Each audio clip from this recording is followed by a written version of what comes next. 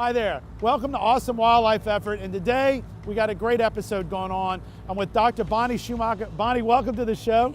and Bonny, we're blessed in Louisiana. Bonny has grown up in Wisconsin, has been out in California for a long time with NASA, and actually down to Antarctic, right? Yeah.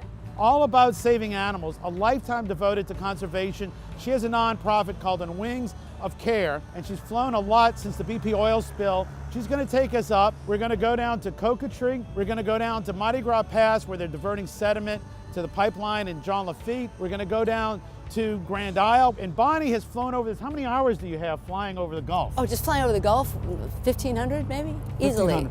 And you also wrote a book. Yeah. What's the name of your book? The story of Pelican, a pelican who survived the Gulf oil spill. It's all real story, real pictures taken right in this plane over the Gulf.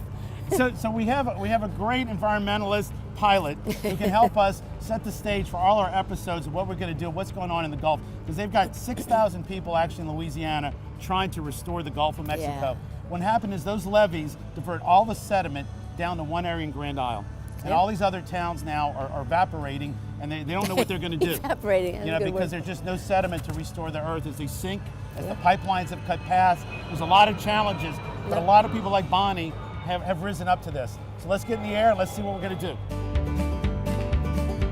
The Lake Borgne Surge Barrier Wall is a nearly 2-mile section of the 133-mile Greater New Orleans Hurricane and Storm Risk Reduction System. That's $14.5 billion spent on hurricane protection, due to 1,900 square miles of protective wetlands having been lost since the 1950s. Delacroix Island is a strong example of wetlands loss, and these days, without that natural protection, a strong easterly wind brings dangerous amounts of water into Lake Pontchartrain. Both Delacroix and St. Bernard Parish are currently benefiting from two diversions bringing sediment into the marshlands. Mardi Gras Pass was formed in 2012 around carnival time. Located in the Bohemia Spillway near West Point of La Hache, it reconnected the river to the wetlands in this area, resulting in new land formation. Here we see what remains of Breton Island, where we are losing what was once a flourishing 820-acre stretch of precious bird habitat with rookeries for nesting. In 1904, Teddy Roosevelt made Breton Island his second wildlife refuge. However, now the island measures less than a mere 125 acres. Teddy visited Breton Island in 1915 with a longtime friend and former Rough Rider, John McIlhenny, the son of Tabasco sauce inventor Edmund McIlhenny. Below us now is a perfect example of how the Mississippi River, an invaluable source of sediment for the wetlands, has been cut off by levees. Over 25 million cubic yards of sediment no longer flow into Louisiana's marshlands, but rather off the continental shelf. You can also see many examples of the destructive canals dredged by oil and gas companies for their pipelines. Grand Isle is a shrimping and fishing paradise that is being threatened due to a massive dead zone existing in nearby Gulf waters. At well over 8,000 square miles, it is the second largest dead zone in the world, and is caused by excessive nitrogen-rich fertilizer and weed killer running down the Mississippi River. Here in Coquetry, the Louisiana University's Marine Consortium was created in 1979 to study the dead zone and better understand the natural and human-influenced processes affecting coastal Louisiana's landscape and resources. LUMCON is also studying dead zones all around the world and what's causing them, such as toxic red tides that have been responsible for the deaths of countless marine life.